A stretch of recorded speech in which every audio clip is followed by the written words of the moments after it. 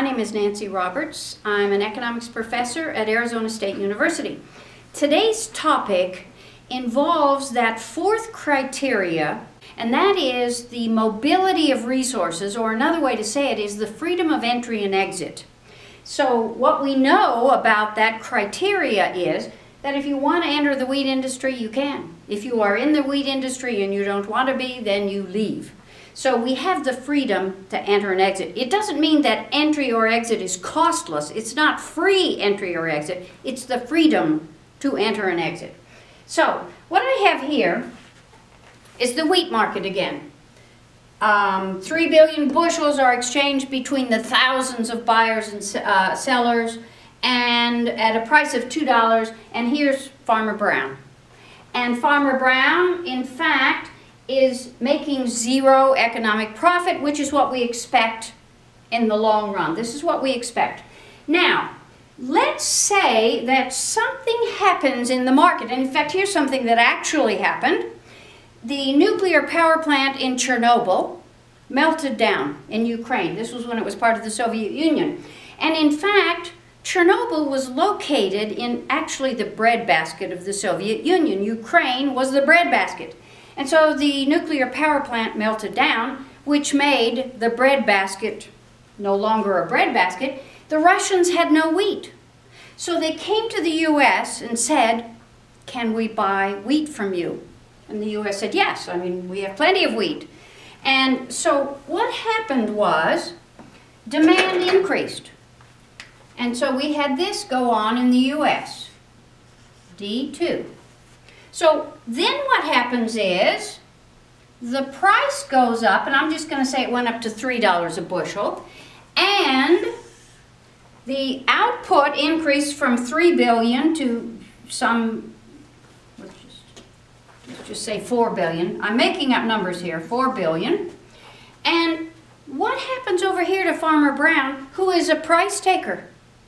Well, Farmer Brown's happy because what it means is he can now sell his wheat at $3 a bushel instead of $2 a bushel. So his new marginal revenue, this is MR2, this is my new marginal revenue curve because the price is $3. So the output Farmer Brown chooses is no longer Q1 because the price is no longer 2. Now marginal revenue equals marginal costs at Q2 bushels. So now let's look at Farmer Brown's profit picture, because previously he had zero economic profit, which again isn't a bad thing.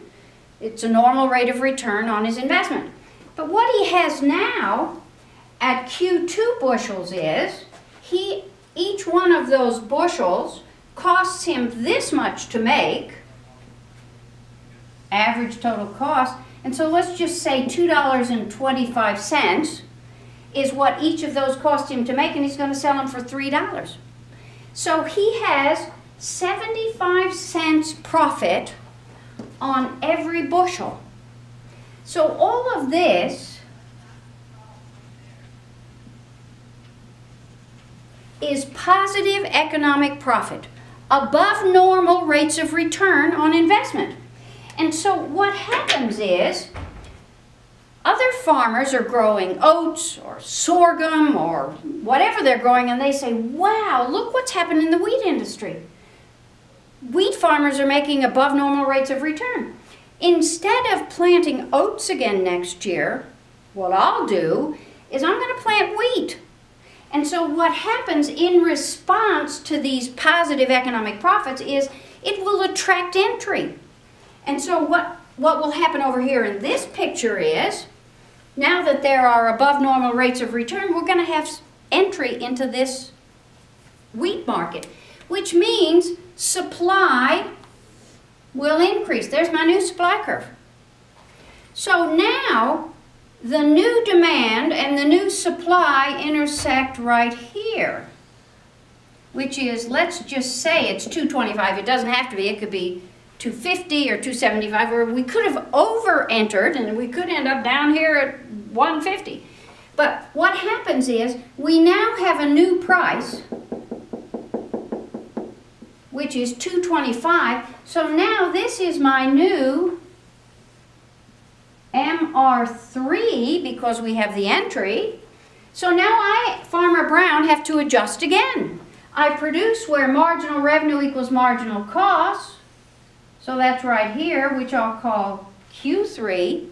And you can see I still have some positive economic profit. It's much smaller now. Here's my economic profit now, which means we could still attract more entry, which means more entry, until you can see what's happening.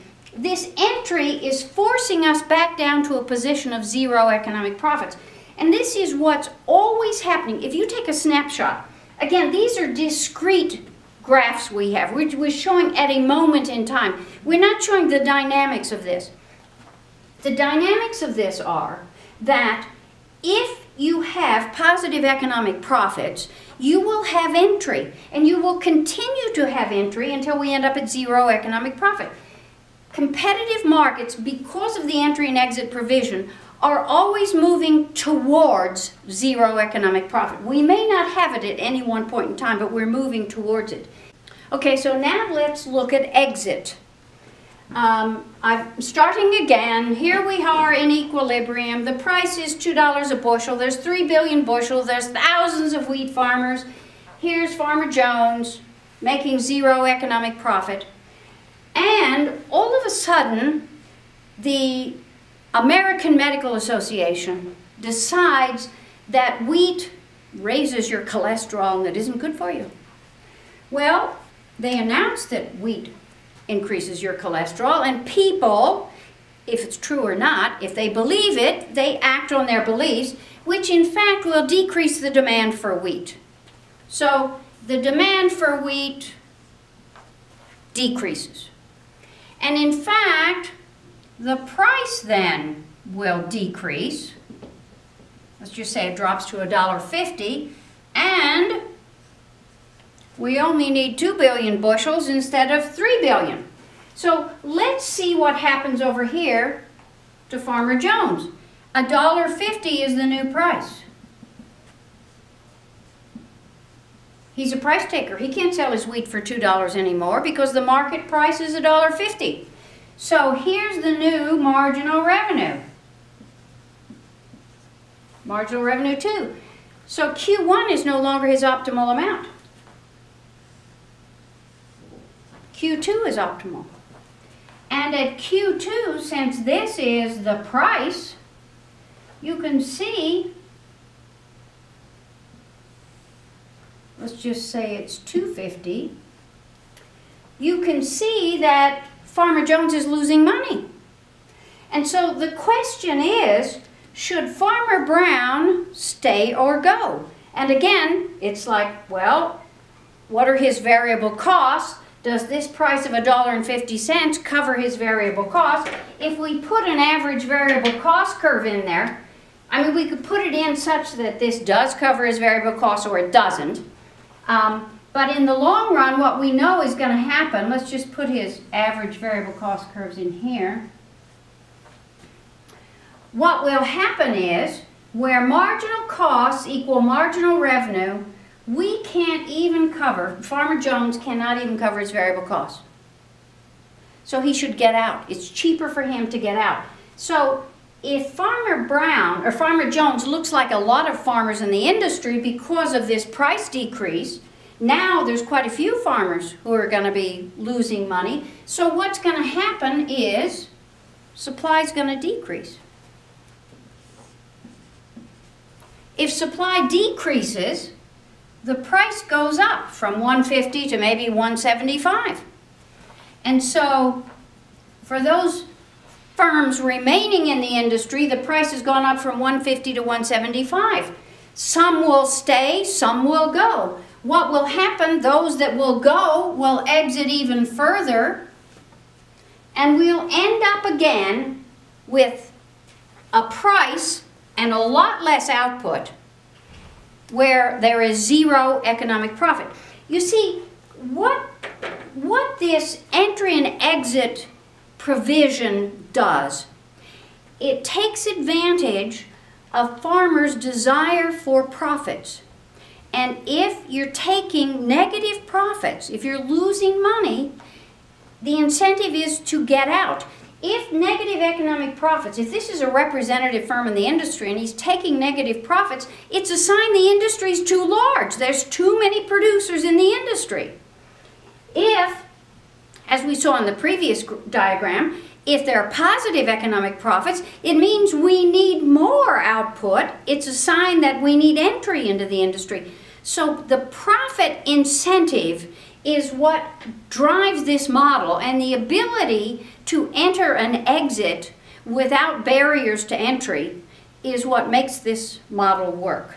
So the entry and exit provision always forces us, either from the negative side or from the positive side, back to zero economic profit, which is a normal rate of return on investment. And that's it for profits.